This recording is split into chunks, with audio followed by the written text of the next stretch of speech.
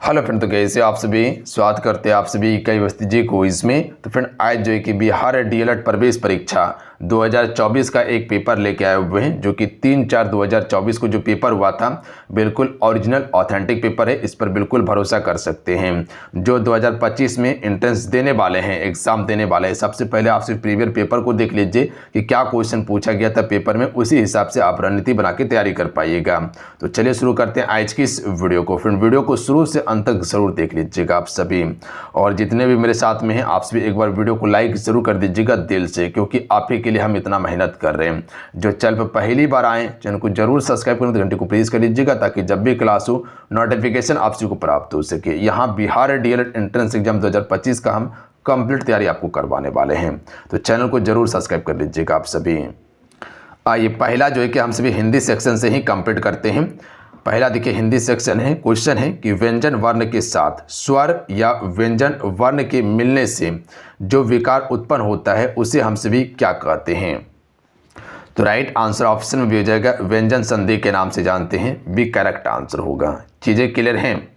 अगला क्वेश्चन देख लीजिएगा। क्वेश्चन है कि दो या दो से अधिक शब्दों से मिलकर बने हुए नवीन एवं सार्थक शब्द को डैश कहा जाता है। देखिए इन सेट में किसी भी क्वेश्चन का आंसर पता हो तो आंसर आप सभी नीचे कमेंट करके जरूर बताइएगा, और लास्ट में कितने स्कोर कर पा रहे हैं ये भी जरूर बताइएगा हमें। तो राइट आंसर ऑप्शन में से हो जाएगा इसे समास कहा जाता है। याद रखिएगा समास का कितना भेद है, बिल्कुल 6 भेद हैं। कौन कौन सा? अव्ययी भाव समास, तत्पुरुष समास, द्विगु समास, द्वंद्व समास, कर्मधारय और बहुब्रीहि समास। एक नए समास भी होता है तो वो पूछा जाए तो 7 हो जाएगा। यथा स्थान समासिक शब्द का समास विग्रह होगा, यानी कि विग्रह क्या होगा यथा स्थान का, तो यथा के अनुसार स्थान इसका बिल्कुल करेक्ट आंसर होगा। अगला क्वेश्चन देखिए, गद्यांश को पढ़कर यहाँ पर उत्तर देना है। यहाँ पर पूरा गद्यांश पढ़ने के बाद अगर नीचे आइएगा तो यहाँ से आपसे जो क्वेश्चन पूछा गया है कि उपयुक्त गद्यांश का शीर्ष क्या होगा, तो जब पूरा गद्यांश पढ़िएगा तब आपको शीर्ष का पता चलेगा। तो यहाँ पर भारत माता जो है यही आपका शीर्ष है पूरा गद्यांश का, तो ऑप्शन में ए राइट आंसर होगा। बात समझे आप सभी। अगला प्रश्न देखिएगा, गजेटेड के लिए सही परिभाषित शब्द हैं। तो राजपत्रित जो है कि गजेटेड के लिए सही परिभाषित शब्द होता है, तो ऑप्शन में ए राइट आंसर होगा। अगला प्रश्न देखिएगा। अगला प्रश्न है कि ट वर्ग का उच्चारण स्थान क्या है। राइट आंसर ऑप्शन में भी हो जाएगा मूर्धन या मूर्धा जो है ये आपका ट वर्ग का उच्चारण है। तो ट वर्ग जितना भी है वो सभी जैसे ट ठ ड ये सभी क्या है मूर्धा से उच्चारण होता है। कंठ से जैसे क ख ग कंठ से, त थ द दंत से होता है, प फ ब ओठ से होता है। ठीक है। अगला है भारतीय का भाववाचक संज्ञा कौन सा होगा, यानी कि भारतीय का भाववाचक संज्ञा बनाना है यहाँ पे। तो राइट आंसर हो जाएगा भारतीयता जो है कि भाववाचक संज्ञा होगा इसका। बस जहर उगलना मुहावरे का अर्थ क्या होता है, बिल्कुल सिंपल और आसान क्वेश्चन है, आराम से बना सकते हैं। अपमानजनक बातें कहना ये बिल्कुल सही है। अगला क्वेश्चन है कि इनमें से कौन सा वाक्य अशुद्ध है, तो इसका राइट आंसर ऑप्शन में ये हो जाएगा कि गया में कई दर्शनीय स्थल देखने योग्य हैं, ये गलत है। सही क्या होगा कि गया में कई स्थल देखने योग्य हैं, तो यहाँ पर दर्शनीय नहीं होगा, ध्यान दीजिएगा, देखने योग्य हैं, तो ऑप्शन में ए ही आपका अशुद्ध है। अगला क्वेश्चन है कि वह पहले से बहुत तेज दौड़ता है। रेखांकित शब्द का पदबंध क्या होगा, तो ये रेखांकित शब्द दिया है, इसका पदबंध बताना है आपको। तो इसमें क्रिया विशेषण पदबंध है, तो ऑप्शन में बी राइट आंसर होगा। क्या बोला गया, वो पहले से बहुत तेज दौड़ता है, तो ये जो पहले से बहुत तेज दौड़ता है ये आपका क्रिया विशेषण पदबंध है। बात समझे आप सभी। अगला क्वेश्चन देखिए, आम खाया जाता है, इसमें कौन सा वाच्य है। देखिए आम खाया जाता है तो यहाँ पर कर्म कर रहा है तो कर्मवाच्य होगा, याद रखिएगा आप सभी। कृत्यवाच्य में क्या होता है, यहाँ कर्ता आएगा, और भाववाच्य में भाव को प्रदर्शित करेगा। जैसे मुझसे ये काम नहीं होगा, ये भाववाचक संज्ञा है, सॉरी वाच्य है। अगला क्वेश्चन देखिए, आप मेरे घर आएंगे या मैं ही जाऊंगा वाक्य है। देखिए आप मेरे घर आएंगे या मैं ही जाऊंगा ये संयुक्त वाक्य होगा, याद रखिएगा आप सभी। यहाँ पर देखिए दो बिल्कुल बराबर शब्दों में है ना। आप मेरे घर आएंगे और मैं आपके घर जाऊंगा, ये भी आपका संयुक्त वाक्य का उदाहरण है। और सरल वाक्य में क्या होता है, जैसे आप मेरे घर आएंगे, ये सरल वाक्य है। ध्यान दीजिएगा, आप सभी बात समझें। अगला क्वेश्चन देख लीजिएगा, शब्द जो सुनकर हम जो समझते हैं वह है, तो इसे अर्थ समझते हैं। याद रखिएगा, शब्द जो सुनकर हम जो समझते हैं वो उसका अर्थ समझते हैं। आइए अगला क्वेश्चन देख लीजिएगा, किसी को बहुत देर तक सोया हुआ देखकर यह कहना कि सूरज निकल गया है, सूरज निकलने से यदि बिछावना छोड़ने का अर्थ निकलता है तो यह अर्थ है। तो ये आपका व्यंजक अर्थ होगा। याद रखिएगा आप सभी, कौन सा अर्थ होगा, व्यंजक अर्थ होगा। अगला क्वेश्चन देख लीजिएगा, क्वेश्चन नंबर 16 पर ध्यान दीजिएगा आप सभी कि जिसकी तुलना या समस्तता किसी दूसरे वस्तु से की जाती है, अलंकार में उस तत्व को क्या कहते हैं। जिसकी तुलना या समता कर सकते हैं, समता किसी दूसरी वस्तु से की जाती है, तो उसमें जो अलंकार है वो कौन सा अलंकार होगा, तो इसमें जो होगा उपमान अलंकार होगा। याद रखिएगा, उपमान में जो होता है वो तुलना किया जाता है, एक उपमा भी है, उस उपमान होगा इसका। अगला है, जहां मानवेतर जड़ अथवा चेतनों में मानव जैसी हरकतों को आरोपित किया जाता है, वहां कौन सा अलंकार होगा। जहां मानवेतर जड़ अथवा चेतनों में मानव जैसी हरकतों को आरोपित करते हैं, वहां पर जो अलंकार होता है मानवीकरण अलंकार होता है। मानव का बात यहां पर किया गया, तो डायरेक्ट टिक कर सकते थे। विरोधाभास अलंकार में विरोध प्रदर्शन होता है इसमें। दुख है जीवन तरु के फूल में अलंकार ढूंढिए, तो दुख है जीवन तरु के फूल में कौन सा अलंकार है, रूपक अलंकार होगा। इनमें से कोई नहीं होगा, याद रखिएगा, रूपक अलंकार है इसमें। अगला है, रूपक अलंकार है। चलिए आंसर कीजिए क्वेश्चन नंबर 19 का। तो इनमें से किसमें रूपक अलंकार है, तो इस काले संकट सागर पर, इसमें रूपक अलंकार है। इस काले संकट सागर पर जो है रूपक अलंकार है। देखिए अलंकार मोस्ट इंपॉर्टेंट है आपके लिए, क्योंकि अलंकार से भर भर के क्वेश्चन पूछा गया है। तो जल्द ही हम अलंकार का एक सेशन लेके आएंगे जिसमें कि आपको पूरा डिटेल से हम बताने वाले हैं। और देखिए आप सभी के लिए अलंकार का स्पेशल हम क्लासेस एप्लीकेशन पे दिए हुए हैं, जो कि बिल्कुल थ्योरी क्लासेस है, जिसमें आपको अलंकार का बहुत सारा प्रैक्टिस सेट क्वेश्चन भी हम आपको प्रोवाइड किए। देखिए आप सभी के लिए हम एप्लीकेशन पे क्लासेस भी शुरू कर दिए हैं, जहां पर बिल्कुल theory class topic wise classes आपको दिया जाएगा। वहां पर बिल्कुल ऑथेंटिक सारे चीज़ टू द पॉइंट कंप्लीट करवाया जाएगा। जैसे कि अलंकार से प्रश्न काफ़ी ज़्यादा क्वेश्चन पूछा जाता है, छंद से क्वेश्चन पूछा जाता है, रस से क्वेश्चन पूछा जाता है। तो ये मोस्ट इंपॉर्टेंट टॉपिक है जो बिल्कुल आपको थ्योरी पढ़ाया जाएगा, और कैसे आपको समझाना है, कैसे आपको पेपर में प्रश्न को बनाना है, ये सारा प्रोसेस आपको वहाँ पर बताया जाएगा। कुछ चीज़ें ऐसा आता है जो बिल्कुल एक बार में समझकर आप इसको बना के निकल सकते हैं, कहीं कोई दिक्कत नहीं होगा। अलंकार कैसे पहचाना जाता है, क्या पहचाने का तरीका है, ये सारा चीज़ हम एप्लीकेशन पे बताएं। कैसे ज्वाइन करना है क्लासेस को, लिंक डिस्क्रिप्शन में दिया हुआ एप्लीकेशन का, अन्यथा प्ले स्टोर पे जाइएगा, वहाँ डायरेक्ट आपको युवा शक्ति जीके क्विज सर्च करना है, और उसके बाद डाउनलोड करके रजिस्ट्रेशन करके उसके बाद ज्वाइन कर लीजिएगा बिहार डीएलएड प्रवेश परीक्षा 2025 कोर्स को ज्वाइन करना है आप सभी को, ठीक है। अगला क्वेश्चन देखिए, जो कि अलंकार से ही क्वेश्चन पूछा गया है कि मानो भीत जानी महाशीत ते पसारी पानी मानो छतिया की छाय राखो पाब छिपाए के, इस पंक्ति में कौन सा अलंकार है। उत्प्रेक्षा अलंकार है। याद रखिएगा आप सभी, कौन सा अलंकार है, उत्प्रेक्षा अलंकार है। इसमें अभी ज़्यादा दिमाग आपको नहीं लगाना है, क्योंकि इसको जब तक समझिएगा नहीं तब तक नहीं बना पाइएगा आप सभी इसको। अगला क्वेश्चन देखिए, मैं निज रोदन में राग लिए फिरता हूँ, शीतल वाणी में आग लिए फिरता हूँ, इस पंक्ति में कौन सा अलंकार है। राइट आंसर हो जाएगा विरोधाभास अलंकार है। यहाँ पर देखिए विरोध प्रदर्शन किया जा रहा है। क्या कहा जा रहा है कि मैं निज रोदन में राग लिए फिरता हूँ, शीतल वाणी में आग लिए फिरता हूँ, तो यहाँ पर विरोध की बात किया गया है। अगला क्वेश्चन देखिए कि भगन में कितने लघु और कितने गुरु वर्ण होते हैं, तो राइट आंसर हो जाएगा ए, आपका जो है कि लघु वर्ण होगा 1 और उसके बाद जो है कि गुरु वर्ण 2 होगा, तो ऑप्शन में 1 करेक्ट आंसर हो जाए। अगला है कि किसी वर्णिक छंद के प्रत्येक चरण में जगन, तगन, जगन और रगन के क्रम में कुल 12 वर्ण होते हैं, तो उसे कौन सा वर्णिक छंद कहते हैं, तो इसे वंशस्थ कहा जाता है। ऑप्शन में डी राइट आंसर होगा। अगला है काव्य गुणों में राजा किसे माना गया है, तो देखिए काव्य गुणों में राजा जो माना गया है वह आपका प्रसाद गुण को माना गया है, तो बी राइट आंसर होगा। आइए अगला क्वेश्चन है, आइए अगला क्वेश्चन है कि जो भाव केवल अल्पकाल तक संचरण करके चले जाते हैं उन्हें कौन सा भाव कहा जाता है? तो इसे संचारी भाव कहा जाता है, याद रखें। उसके बाद आगे देखिएगा, on the origin of species नामक पुस्तक किसने लिखी थी? यह साइंस का क्वेश्चन है। चलिए बता सकते हैं कोई इस क्वेश्चन का राइट आंसर क्या होगा? डार्विन के द्वारा। ऑप्शन में एक करेक्ट आंसर होगा। अगला क्वेश्चन है, निम्नलिखित में से कौन चालक का मात्रक नहीं हो सकता है? तो देखिए, चालक का मात्रक जो नहीं हो सकता है, सेकेंड प्रति मीटर, ये चालक का मात्रक नहीं हो सकता है। जबकि किलोमीटर प्रति घंटा हो जाएगा, मीटर प्रति सेकेंड हो जाएगा और सेंटीमीटर प्रति सेकेंड हो जाएगा, जबकि सेकेंड प्रति मीटर नहीं हो सकता है। अगला क्वेश्चन देख लीजिएगा।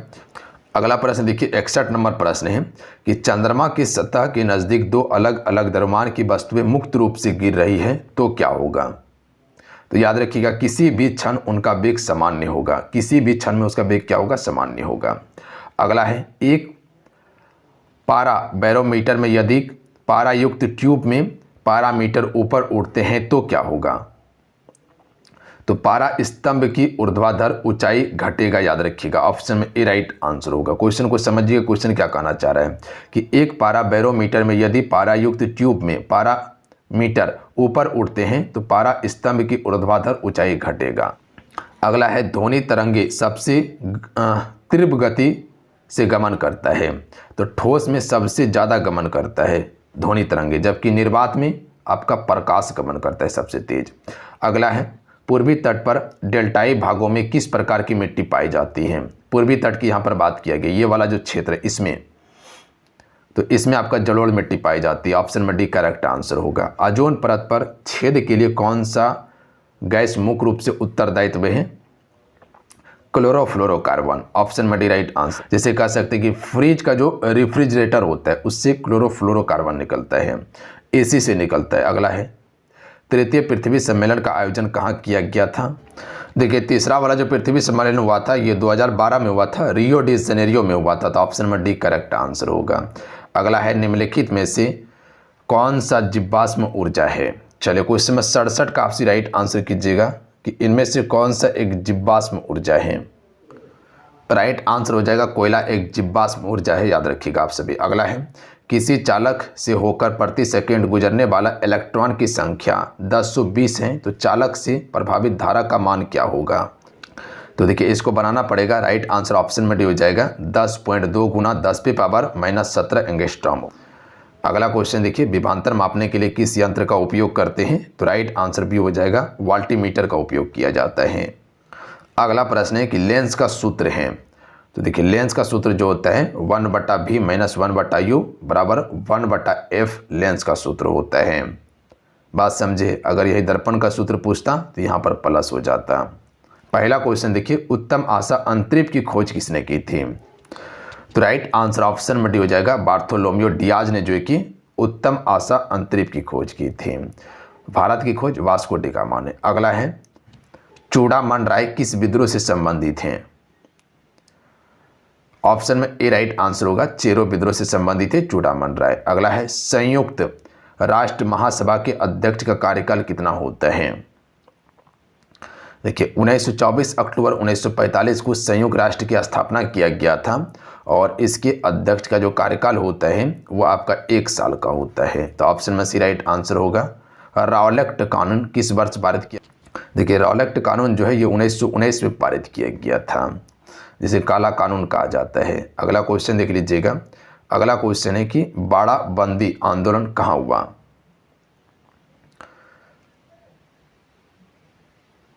राइट आंसर ऑप्शन में से हो जाएगा इंग्लैंड में हुआ था। एल नीनो किस महासागर में उत्पन्न होती हैं? तो बी करेक्ट आंसर होगा, प्रशांत महासागर में एल नीनो उत्पन्न होती है।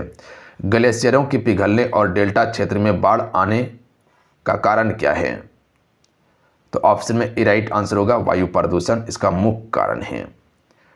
अगला क्वेश्चन देख लीजिएगा कि भारत में खाद्यान्न उत्पन्न की खरीद, वितरण और भंडारण के लिए कौन सा एजेंसी जिम्मेदार है? तो भारतीय खाद्य निगम जो है यही जिम्मेदार है आपका। अगला है, लो एस्क को गलाने में प्रयुक्त धातु कर्म कोयला है। तो राइट आंसर हो जाएगा बिटुमेन्स कोयला, बिल्कुल करेक्ट आंसर होगा। देखिए एंथ्रासाइट जो कोयला होता है सबसे अच्छा किस्म का कोयला होता है, दूसरा सबसे अच्छा बिटुमेन्स कोयला है और जो कि भारत में सबसे ज़्यादा पाया जाता है। पीट कोयला सबसे बेकार कोयला होता है।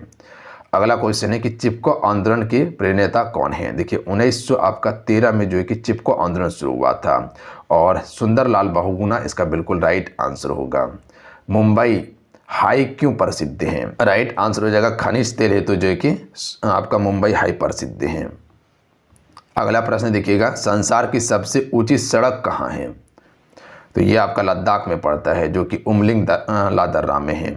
अगला है कोयला किस प्रकार का संसाधन है। ये अनवीनीकरणीय ऊर्जा है, याद रखिएगा। जैसे पेट्रोल हो गया, कोयला हो गया, ये सभी अनवीनीकरणीय ऊर्जा है, भविष्य में ये खत्म हो जाएगा। जैसे खत्म नहीं होने वाला ऊर्जा जैसे कि हवा वाला जो है, उसी प्रकार से पन बिजली हो गया, उसी प्रकार से कह सकते कि सोलर वाला हो गया, ये सभी आपका नवीनीकरणीय ऊर्जा संसाधन है। अगला है समवर्ती सूची का प्रावधान किस देश से लिया गया है। देखिए समवर्ती सूची में कह सकते हैं कि केंद्र और राज्य सरकार कानून बनाता है। जैसे जनसंख्या हो गया, उसी प्रकार से शिक्षा हो गया, ये सभी समवर्ती सूची का विषय है। तो ये ऑस्ट्रेलिया के संविधान से लिया गया। ऑप्शन में भी राइट आंसर होगा। अगला क्वेश्चन है कि भारतीय संविधान में कितने अनुच्छेद हैं। तो कुल 395 अनुच्छेद है मूल रूप से, याद रखिएगा आप सभी, बट अभी बढ़ के लमसम 450 प्लस हो चुका है। उसके बाद है सर्वोच्च न्यायालय में न्यायाधीशों की कुल स्वीकृति संख्या है। तो कुल 34 से, याद रखिएगा आप सभी, स्वीकृति संख्या न्यायाधीशों का। अगला है इनमें से कौन सी स्वतंत्रता भारतीय नागरिकों को नहीं है। तो देखिए भारतीय नागरिक को जो स्वतंत्रता नहीं मिला है, सशस्त्र विद्रोह में भाग लेने की स्वतंत्रता, ये नहीं है, याद रखिएगा आप सभी। जबकि सरकार की आलोचना करना ये है, सरकार बदलने के लिए आंदोलन शुरू करना ये भी है, संविधान के केंद्रीय मूल्यों का विरोध करना ये भी है। जबकि सशस्त्र विद्रोह में भाग लेना ये भारतीय नागरिकों की स्वतंत्रता नहीं है। अगला है निर्वाचन में राजनीतिक दलों के लिए आचार संहिता का निर्माण और उसकी घोषणा कौन करता है।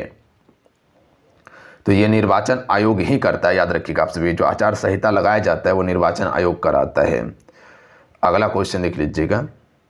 अगला क्वेश्चन है कि किस आधार पर लोकतंत्र को सर्वोत्तम शासन कहते हैं। तो ये किस आधार पर कहा जाता है, जनमत पर आधारित कहा जाता है। ऑप्शन में डी करेक्ट आंसर होगा। अगला है लोकतंत्र के विकास के तीसरे चरण में किस विचार को मान्यता मिली। तो राइट आंसर ऑप्शन में डी हो जाएगा। राइट आंसर ऑप्शन में डी हो जाएगा। राजनीतिक समानता के साथ आर्थिक समानता को मान्यता मिली थी। तो डी करेक्ट आंसर होगा।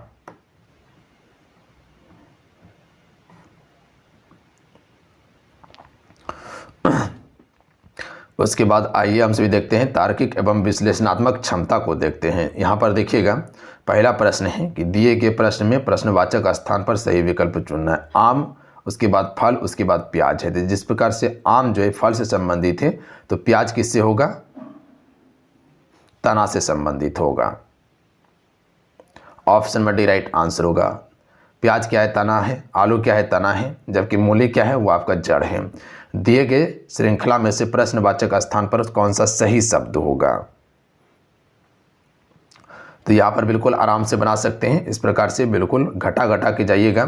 तो इसका राइट आंसर क्या हो जाएगा, 81 आएगा, याद रखिएगा। जैसे कि 27 में 18 को माइनस कीजिए, 34 में 18 को माइनस कीजिए, एक सीरीज बनेगा आपका। उसी प्रकार से आगे जो आएगा वो आपका 81 आएगा। उसके बाद देखिए अगला क्वेश्चन डायरेक्शन से क्वेश्चन पूछा गया है कि यानी कि दिशा निर्देश से। इसमें आपको दायां बायां पता होना चाहिए। उसके बाद आराम से आंसर इसको कर लीजिएगा। जैसे कि दक्षिण में गया, दक्षिण में घुमाना है, दायां घुमा, दायां घुमाना है। उसके बाद फिर वो आपका बायां घुमा, तो बायां आपको घुमाना है, फिर दायां घुमा, और उसी प्रकार से आप इसको बना के देखिएगा। तो आराम से इसको आंसर कर लीजिएगा। इससे पहले आपको पूरा प्रोसेस हम बनाने का बताए हैं, ठीक है। तो चलिए इस क्वेश्चन का राइट आंसर करके हमको बताइएगा नीचे कमेंट करके। आंसर आपको बता देते हैं हम। बनाने का कोशिश कीजिएगा। 25 किलोमीटर होगा, सॉरी 25 मीटर होगा, किलोमीटर नहीं, दूरी ही पूछा यहाँ से। अगला है वर्णमाला में दाएं अक्षर से 8वां तथा 22वें अक्षर के मध्य कौन सा अक्षर है। तो दायां से 8वां जाना है और 22वें अक्षर के मध्य आपको अक्षर बताना है कि कौन सा अक्षर होगा। तो देखिए इसका राइट आंसर हो जाएगा एल होगा, याद रखिएगा आप सभी। अगला प्रश्न देख लीजिएगा। उसके बाद जो है कि आपका 5 व्यक्ति PQRST एक गोला में बैठा हुआ है, जबकि RP तथा टी के मध्य बैठा हुआ है, तो क्यू टी के ठीक बाएं बैठा है, तो टी के दाएं दूसरा कौन सा होगा। तो ये भी आराम से बना सकते हैं, सीटिंग एग्रीमेंट है। आपको बताए थे कि अगर केंद्र में बैठा जाए तो दायां इधर जाएगा, बायां इधर जाएगा। मुख बाहर की ओर करके बैठा जाए तो आपका दायां इधर जाएगा, बायां इधर जाएगा। याद रखिएगा आप सभी इसी प्रकार से डायरेक्शन बना के बिल्कुल आराम से बना सकते हैं। चलिए इस सभी का आंसर आपको नीचे करके बताना है, आंसर बताते हैं आपको, अन्यथा फिर कन्फ्यूजन हो जाएगा। और नहीं तो जब स्पेशल क्लास लेंगे तो उसमें इसका सोल्यूशन हम करा देंगे, जैसे कि मैथमेटिक्स का स्पेशल क्लास होगा, रीजनिंग का क्लासेस होगा, तो वो सभी हम बिल्कुल कंप्लीट करा देंगे आपको। फिर कोशिश कीजिएगा आप सभी। अगला क्वेश्चन देखिए, 7 से 34 है, जैसे 5 से डैश है। देखिए 7 पचे 35 और माइनस 1 34, उसी प्रकार से 25 25 और माइनस 1 24 होगा। अगला है, निम्नलिखित आकृति में से कितने वर्ग मौजूद हैं। तो इसमें आपको वर्ग बताना है कि कितना वर्ग है। तो इसका आंसर आपको हम बता देते हैं। तो इसमें कुल 19 वर्ग होगा, ऑप्शन में 20 सही होगा। याद रखिएगा आप सभी, कुल 19 वर्ग होगा, गिनती करके देखिएगा आप। अगला प्रश्न देखिए, ये भी आपका एक सीरीज का क्वेश्चन दिया हुआ है। तो यहाँ पर जैसे कि 42 है, 40 है, 38 है, 35 है, 33 है, 31 है और 28 दिया हुआ है, तो यानी कि घटते क्रम में दिया गया है। तो इसका राइट आंसर क्या होगा। देखिए इस सीरीज को पहले मिलाइए इस प्रकार से, और उसके बाद फिर इस सीरीज को आपको मिलाना है, उसके बाद ही आंसर होगा। जैसे कि 42 में आपका 38 जाएगा तो कितना बचेगा, 4 बचेगा। उसके बाद 38 में 33 जाएगा तो 5 बचेगा, और 33 में 28 जाएगा तो 5 बचेगा। तो फिर अगला सीरीज क्या आएगा, तो 28 में अगर यहाँ पर ये वाला 4 को माइनस कीजिएगा तो यहाँ 24 बचेगा। ठीक है, तो 24 यहाँ सीरीज में आपको दिखाई दे रहा है। फिर अगला सीरीज को लीजिए, जैसे कि 40 में 35 को माइनस कीजिएगा 5 हो जाएगा। फिर 31 में आपको 35, फिर 35 में 31 माइनस कीजिएगा तो 4 हो जाएगा। और उसी प्रकार से अगला सीरीज आपको 5 ही माइनस करना है, तो 31 में 5 को माइनस कर दीजिएगा तो 26 होगा। तो यहाँ पर 26 आ जाएगा, तो ऑप्शन में सी करेक्ट आंसर होगा। अगला क्वेश्चन देख लीजिएगा, यहाँ पर आपको एक रैंकिंग वाला क्वेश्चन दिया हुआ है, तो इसमें 55 लड़का बिल्कुल करेक्ट आंसर होगा। उसके बाद देख लीजिएगा, एक निर्देश दिया हुआ है, उम्मीदवार दिया हुआ है, तो इसको आपसे बनाने का कोशिश कीजिएगा। कम से कम 65% अंकों के साथ सिविल इंजीनियरिंग स्नातक होना चाहिए। उसके बाद बी में दिया हुआ है, तो थोड़ा सा इसको पढ़ के बनाइएगा तो आराम से क्वेश्चन का आंसर कर सकते हैं। थोड़ा सा इसमें लेंदी प्रोसेस है, बट कोशिश करेंगे कि इसको बना दें हम। अब आइए थोड़ा सा मैथमेटिक्स का प्रश्न देख लीजिए, जो कि मैथमेटिक्स से प्रश्न पूछा गया है, आपसे बनाने का कोशिश कीजिएगा। ये सभी सेशन आपका स्पेशल आएगा, क्योंकि अगर यहाँ पर बनाना शुरू करेंगे तो ये क्लासेस बहुत बड़ा हो जाएगा। देखिए द्विघात समीकरण से क्वेश्चन आया है, तो डायरेक्ट ये देखिए कहाँ से प्रश्न पूछा गया, किस टॉपिक से पूछा गया। देखिए यहाँ पर आपका जो है कि बट्टा से क्वेश्चन भी आया हुआ है। उसके बाद जो है कि प्रॉफिट इन लॉस से क्वेश्चन आया हुआ है, समीकरण से क्वेश्चन दिया हुआ है,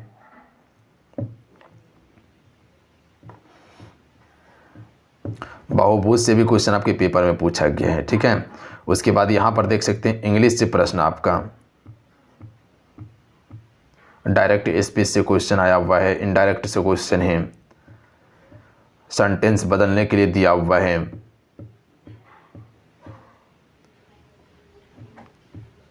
फिल अप द ब्लैंक से क्वेश्चन पूछा गया आपके पेपर में। तो ये सभी इंपॉर्टेंट टॉपिक हैं। देखिए फिल अप द ब्लैंक्स जो है, इससे सबसे ज़्यादा क्वेश्चन पूछा जाता है, तो इसको बिल्कुल आप बढ़िया से तैयार करके रखिएगा, तभी जो है कि अच्छा प्रदर्शन कर पाइएगा पेपर में। तो ये पूरा हम क्वेश्चन पेपर आपको दिखा दे रहे हैं, ताकि आपको एक आइडिया लग जाए कि क्या क्वेश्चन पूछा गया था। ठीक है, उसके बाद जब तैयारी करना शुरू करेंगे तो वो फिर अलग लेवल का हमसे भी तैयारी करने वाले हैं। तो यहाँ से आपको इंग्लिश का भी दिखा दिया। तो चलिए मिलते हैं। जय हिंद, वंदे मातरम। ध्यान रखिएगा, पढ़ाई करते जाइएगा। जाते जाते फ्रेंड सेशन को लाइक करके शेयर करके जाइएगा। आप सभी इतना सा काम ज़रूर कर लीजिएगा। जय हिंद।